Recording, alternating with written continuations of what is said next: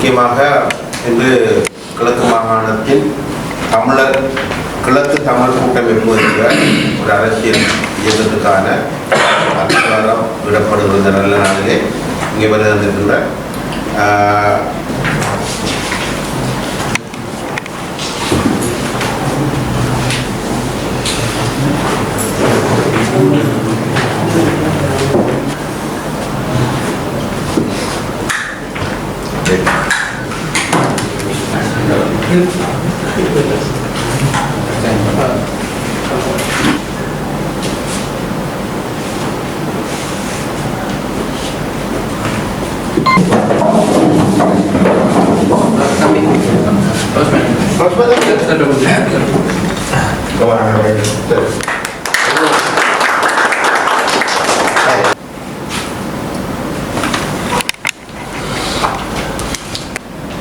முற்போக்கு தமிழர் கழகத்தினுடைய தலைவர் முன்னாள் அமைச்சரான வியாழன் அவர்களுக்கும் கட்சியுடைய செயலாளர் இணைய உறுப்பினர்கள் தமிழக விடுதலை கட்சியுடைய செயலாளர் புகழ்பளிப்பு சார்ந்த இணைய தலைவடி உறுப்பினர்கள் உடலில் வணக்கம். நாட்டிலே ஒரு பரபரப்பான அரசியல் சூழல் அரசியல் பெருமாற்றங்கள் இடம்பெற்றுக் கொண்டிருக்கும் நிலையிலே உள்ளாட்சி மன்ற தேர்தலை சந்திக்கிற நிலைமையிலே கிழக்கு மாகாணத்தினுடைய அரசியல் பொருளாதார எதிர்கால வளர்ச்சி இங்கே இருக்கிற பல சவாலான விடயங்கள் கிழக்கு மாகாண புறக்கணிப்பு அரசியல் ரீதியான பின்னடைவு சம்பந்தமாக நாங்கள் எல்லோரும் அறிந்திருக்கிறோம். அந்த அடிப்படையில் கிழக்கு மாகாணத்தின் தனித்துவத்தையும் அதற்கு ஒரு உறுதியான ஒரு அரசியல் இயக்கம் தேவை என்ற அடிப்படையிலே உணர்ந்திருக்கிற ஒரு அரசியல் இயக்கமாக தமிழக விடுதலை கட்சிக்கு மக்கள் அடையாளப்படுத்துகிறார். அந்த அடிப்படையில் தமிழக விடுதலை கட்சிக்கு மிகப்பெரிய சவால் ஒன்று கடந்த காலங்களில் ஏற்பட்டது. கிழக்கு மாகாணத்தின் தனித்துவமாக இருக்கிற அரசியல் சமூக இயக்கங்களை ஒன்றுபடுத்துவதிலே பல சவால்கள் இருந்தது. அதை நாங்கள் தொடர்ந்தும் அந்த இடைவெளியை விட்டு கொண்டு செல்லக்கூடாது என்பதற்காக கிழக்கு மாகாண அரசியல் நலனோடும் எங்களுடைய கொள்கையோடு ஒத்துப்போகக்கூடிய எங்களுடைய பேரானந்தரன் அவர்கள் அதுபோன்ற அரசியல் கட்சிகள் சமூக மட்ட பிரதிகளோடு நாங்கள் கலந்துரையாடலை செய்திருந்தோம். அந்த அடிப்படையில் நாங்கள் இன்று தமிழர் முற்போக்கு கழகத்தினுடைய உடன்பாட்டின் அடிப்படையிலே தமிழக விடுதலை கட்சியாக நாங்கள் கிழக்கு தமிழர் கூட்டமைப்பாக எதிர்வருகின்ற உள்ளாட்சி தேர்தலை இணைந்து போட்டியிடுவதென்றும் ஏனைய எங்களோடு இணைந்து பயணிக்கக்கூடிய சக்திகள் வந்தால் அவர்களை இணைத்துக் கொண்டு பயணிப்பதென்றும் எதிர்காலத்திலே ஒரு பலமான சக்தியாக கிழக்கு மாகாணத்தினுடைய தமிழர்களுடைய வளர்ச்சியிலும் அவர்களுடைய எதிர்கால நலனிலும் ஒன்றுபட்டு செயல்பட்டு உறுதியான ஒரு அரசியல் கட்டமைப்பை உருவாக்குவது என்கிற அடிப்படையிலே இந்த நல்ல நாளிலே நாங்கள் முடிவெடுத்து ஆரம்ப ஒப்பந்தத்தை அமலாக்குவதாக நாங்கள் கையெழுத்து விட்டு இந்த ஊடகங்கள் ஊடாக மக்கள் அடிப்படையில் அன்பார்ந்த கிழக்கு மாகாண வாழ் தமிழ் மக்கள் உறுதியாக இந்த நிலைகளை அவதானிக்க வேண்டும்.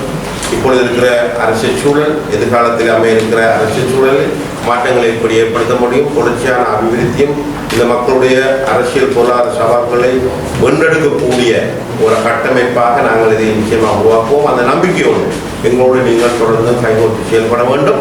கடந்த காலங்களிலும் இந்த மண்ணுக்காக எங்களை அர்ப்பணித்து முடியுமான பங்களிப்பை இந்த மக்களுக்கு செய்திருக்கிறோம். முடியுமான அரசியல் பலத்தை பாவித்து மக்களை கல்வி பொருளாதார அரசியல் ரீதியாக உயர்த்தி விட்டிருக்கிறோம். இருந்தாலும் எங்களை தோற்கடிக்க நினைக்கிற சக்திகள் முக்கியமாக இந்த அரசியலில் தொடர்ந்தும் கோலோச்ச வேண்டும், மக்களை ஏமாற்ற வேண்டும், உரிமை பெற்று தருகிறோம், படத்தில் கிடைத்திருவோம் என்கிற சக்திகள் இன்னும் இயங்கிக் கொண்டிருக்கிறார்கள். அந்த சக்திகள் எங்களை தோற்கடிப்பதற்காக பல விடயங்களை பொய்யான விடயங்களை நாங்கள் 1000 கோடிக்கு சொந்தக்காரர்கள் 10,000 கோடிக்கு சொந்தக்காரர்கள் எங்களை ஈஸ்டர் படுகொலையிலே கைது செய்ய போகிறோம், அவர்கள் தான் கொண்டு வைத்தார்கள் என்று பலவிதமான போலியான குற்றச்சாட்டுக்களை மக்கள் மத்தியில் எடுத்து சென்றோம். அந்த அவர்களுடைய கற்பனை கதைகளை நம்பியவர்களுக்கு வெளிநாடுகளில் இருப்பவர்கள் நிதிகளை வழங்கிய திட்டமிட்டு சரி செய்து பல விடயங்கள் நடந்திருக்கிறது. வெற்றிலாம் சரி செய்து கொண்டும் நாங்கள் புத்தி தெரிந்த காலம் தொடக்கம் இந்த மண்ணிலே பாசம் வைத்து செயலாற்றி வந்திருக்கிறோம். அந்த அடிப்படை தொடர்ந்தும் இருக்கிற மீதி காலங்களில் எங்களுக்கு கடமையாக்கப்பட்டிருக்கின்ற இந்த மாகாணத்தினுடைய வளர்ச்சிக்காக மக்களுடைய எழுச்சிக்காக உறுதியான கிழக்கு மாகாண தலைமைகளை உருவாக்குவதற்காக நல்ல முடிவை நாங்கள் எடுத்திருக்கிறோம். இந்த முடிவு இறைத்துணையோடு துணையோடு வெற்றி பெறும் என்ற நம்பிக்கையோடு முடித்துக் கொள்வதை நன்றி. இயக்கமாக ஒரு கூட்டு சக்தியாக என்று நாங்கள் ஒரு கையொப்பத்தை விட்டிருக்கிறோம். இதிலே தமிழ் மக்கள் விடுதலை புலிகள் கட்சியினுடைய தலைவர் முன்னாள் கிழக்கு மாநில முதலமைச்சர் கௌரவ சிவனேசதுரை சந்திரகாந்தன் அவர்களும் அந்த கட்சியினுடைய பொதுச் செயலாளர் குவாலப்புலி பிரசாந்த் அவர்கள் மற்றும் கட்சியின் ஆதரவாளர்கள் மேம்பட்ட உறுப்பினர்கள் மற்றும் முற்போக்கு தமிழர் கழகத்தினுடைய தலைமை ஒருங்கிணைப்பாளர்களுடைய நானும் கட்சியினுடைய பொதுச் செயலாளர் யோகநாதன் புஷ்பன் அவர்கள் மற்றும் முற்போக்கு தமிழர் கழகத்தினுடைய கட்சி மேல்மட்ட உறுப்பினர்கள் அனைவரும் கலந்து கொண்டிருக்கின்றோம். உண்மையிலே என்னுடைய கௌரவ சிவனேசதுரை சந்திரகாந்தன் அவர்கள் கூறியது போல ஒவ்வொரு கட்சிக்கும் ஒவ்வொரு அரசியல் ரீதியிலான தலைமைத்துவங்களுக்கு இடையிலே மாறுபட்ட கருத்துக்கள் கொள்கைகள் இருக்கலாம். ஆனால் கிழக்கு மாகாணத்தினுடைய தற்போதைய நிலைமை உங்களுக்கும் தெரியும், எங்களுக்கும் தெரியும் எவ்வாறு போய்கொண்டிருக்கிறது. நாங்கள் எல்லோரும் அரசியல் செய்ய வந்தது கட்சியை மையப்படுத்தியோ அல்லது எங்களுடைய சுய லாபத்தை மையப்படுத்தியோ வந்தது. நாங்கள் எல்லோரும் அரசியல் செய்ய வந்ததுடைய அடிப்படை நோக்கம் என்னக்கோ கிழக்கு தமிழர்களின் இருப்பை பாதுகாக்க வேண்டும்.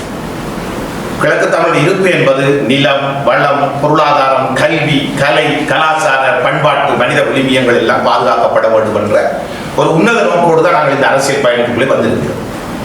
ஆனால் தற்போது இந்த கிழக்கு மாநிலத்தினுடைய நிலைமையை நீங்கள் அவதானித்து பார்த்தீர்கள் என்றால், குறிப்பாக கிழக்கு தமிழ் மக்களை மையமாக வைத்து அரசியல் செய்கின்றவர்கள் தங்களுக்குள்ள தான் மோதிக்கொள்கிற நிலைமையும் தங்களை தாங்களே ஒருவர் விமர்சிக்கிறது தான் அரசியலுடைய முக்கியமான பணியாக இன்றைக்கு சிலர் அதை செய்து கொண்டிருக்கிறார். அந்த அடிப்படையிலே முற்போக்கு தமிழர் கழகம் என்ற அடிப்படையில் எங்களுடைய கழக உறுப்பினர்கள், கழக விசுவாசிகள், நிர்வாக உறுப்பினர்கள், தமிழ் மக்கள் விடுதலை புலிகள் கட்சியின் தலைவர் செயலாளரோடு ஒரு கிழக்கு தமிழர் கூட்டமைப்பு என்ற ஒரு அமைப்பை, ஒரு பலமான அமைப்பை இந்த மண்ணில் உருவாக்க வேண்டும் என்று நான் நினைக்கிறேன். கிட்டத்தட்ட 2020 கழித்து கொண்டோம். ஆனால் அது 2020 கதைக்கப்பட்டு வந்தாலும் அது நடைமுறைக்கு வரவில்லை, இன்று நடைமுறைக்கு வந்திருக்கிறது. ஆகவே கிழக்கு தமிழர் கூட்டமைப்பு என்பது உண்மையிலே இது ஒரு கிழக்கு மாநில தமிழ் மக்களுடைய சுபிட்சத்துக்கான ஒரு மிகச்சிறந்த ஆரம்ப புள்ளியாக நான் பார்க்கின்றேன். இன்று இந்த மாகாணத்திலே, இந்த மாவட்டத்திலே போலி அரசியலை செய்யாமல் அல்லது பேச்சு அரசியலை செய்யாமல், பேச்சுக்கு அப்பால் செயற்பாட்டு ரீதியாக கடந்த காலங்களில் நாங்கள் செய்து காட்டியிருக்கிறோம். பல்வேறு துறை சார்ந்து பல்வேறு வேலை திட்டங்களை மக்கள் காலடிக்கு கொண்டு சேர்த்திருக்கிறோம் என்ற ஆத்ம திருப்தி எங்களுக்கு இருக்கின்றது. அவ்வாறான 2 கட்சிகள் இன்று தங்களுடைய தனிப்பட்ட சொந்த கட்சி லாப நோக்கம் அல்லது தங்களுடைய கட்சி நலனை ஒரு பக்கம் தூக்கி வைத்துவிட்டு ஒட்டுமொத்த கிழக்கு தமிழர்களின் இருப்பை பாதுகாக்க வேண்டும், அவர்களுக்கான யதார்த்தபூர்வமான கற்பனைவாத அரசியலுக்கு அப்பால் ஒரு யதார்த்தபூர்வமான அரசியலை மக்கள் மத்தியில் கொண்டு சென்றால் மாத்திரம்தான் எங்கள் தமிழர்களை நாங்கள் பாதுகாத்துக் கொள்ள முடியும் என்ற ஒரு உயரிய நோக்கோடு கிழக்கு தமிழர் கூட்டமைப்பை நாங்கள் உருவாக்கி, அந்த கூட்டமைப்பு என்ற அந்த பேரிலே நாங்கள் இன்று ஒரு புரிந்துணர்வு உடன்படிக்கையை வர இருக்கின்ற உள்ளூராட்சி நடைபெற இருக்கின்ற உள்ளூராட்சி சபை தேர்தலில் நாங்கள் அந்த உடன்படிக்கையை கையொப்பமிட்டிருக்கிறோம்.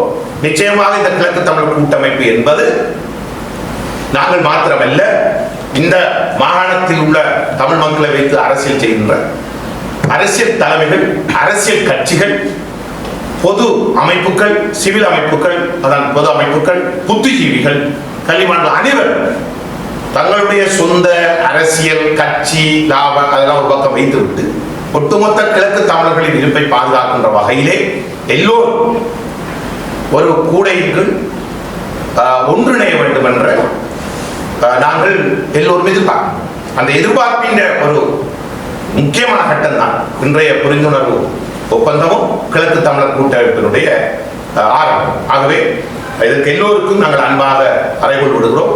எல்லோரும் எந்த அமைப்பை சேர்ந்தவர்களாக இருந்தாலும், எந்த கட்சியை சேர்ந்தவர்களாக இருந்தாலும், நான் யாரையும் விமர்சிக்கவும் இல்லை, விஷமத்தனம் கூறவும் இல்லை. மொத்தமாக இந்த ஒட்டுமொத்த தமிழ் மக்களுடைய நலனை கருதி எல்லோரும் இணைந்து பயணிப்போம் என்ற அன்பான வேண்டுகோளையும் இந்த இடத்திலே நாங்கள் இரு கட்சிகளும் சேர்ந்து விடுக்கின்றோம். அரசியலுக்கு வழிவகும். உங்களுக்கு தெரியும், இந்த கிழக்கு மாகாணத்திலே ஒரு பவர் பொலிட்டிக்ஸ் சொல்றோம். அதிகார அரசியல் என்பது மிக முக்கியமானது. இந்த அதிகார அரசியலை இழந்த அரசியல் எப்படி போகுது என்று இப்போ 6 மாதம் நீங்க பார்த்து கொண்டிருக்கீங்க. அதுக்கு முதல் எப்படி இருந்தது, இப்ப எப்படி போய் கொண்டு. ஆகவே அதிகார அரசியல் என்பதுதான் எங்களுக்கு திடமான நம்பிக்கை இருக்கிறது. இந்த மாகாணத்தில் எங்களோட மக்கள் இருப்பாது. ஆகவே உள்ளூராட்சி சபை தேர்தல் என்றது ஒரு சாதாரண தேர்தல் இல்லை. இது மாகாண சபைக்கான ஒரு பெரிய அத்திவாரம். மாகாண சபை ஒருவேளை எங்களை விட்டு போகும் என்றால் அது ஒரு பெரிய பாதிப்பை தமிழ் மக்களுக்கு கொண்டு வரும். ஆகவே நான் சொல்ல மாட்டேன், நேற்று ஒரு எம்பியே தன்னை பதவியை தன்னை சமூகம் சார்ந்து ராஜினாமா பண்ணியிருந்தால் உள்ளூராட்சி சபைக்காக மாற்றம். அது அதை நாங்கள் யோசிச்சு பார்த்தோம் என்றால் அடுத்தது நாங்கள் பாராளுமன்ற தேர்தல் அப்பால் 2020 பேசிக்கொண்டு வந்தோம். ஆனால் அந்த பேச்சுவார்த்தையிலே பல்வேறுபட்ட கருத்துக்கள் பேசப்பட்டு இன்று அது ஒரு நல்ல நிறைவு நிலைக்கு வந்திருக்கிறது.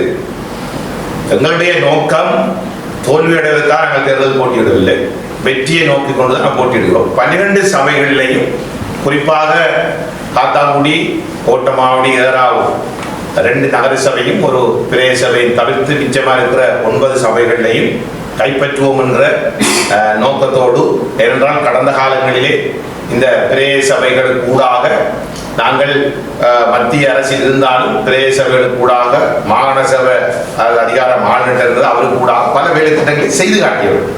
ஊடகத்தை போல் சொல்றவனால் நாங்கள் தலைமைகள் ஒன்று கொண்டிருக்கிறோம், கட்சி தீர்மானித்திருக்கிறது.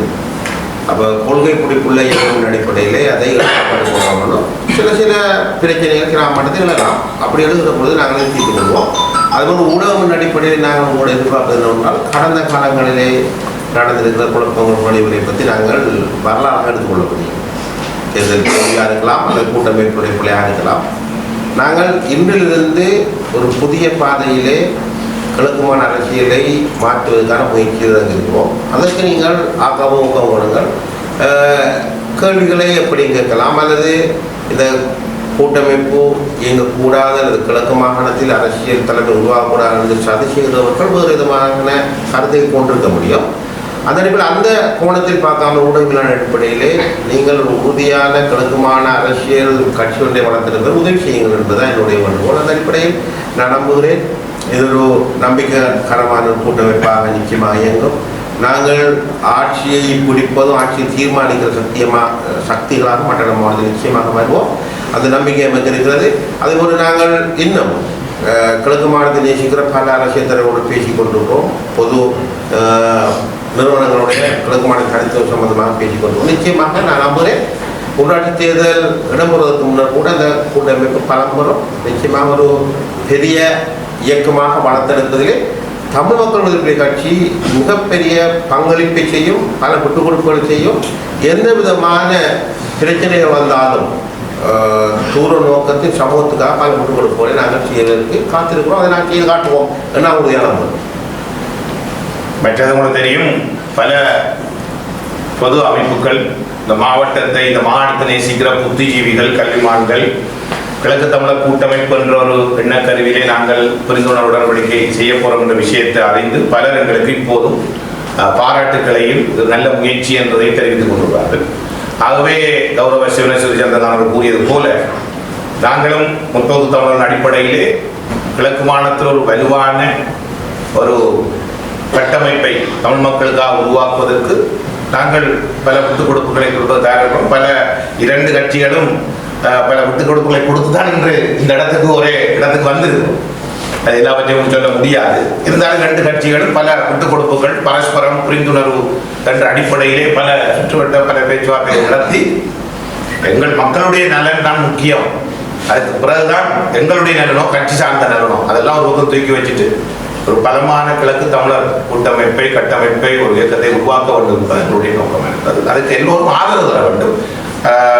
அவர்கள் கூறியது போல ஊடகங்கள் இந்த கிழக்கு தமிழர் கூட்டமைப்பை வளப்படுத்தி அதை வலுப்படுத்துறதுல உங்களோட பங்களிப்பு எங்களுக்கு மிகவும் முக்கியம் இருக்கிறது.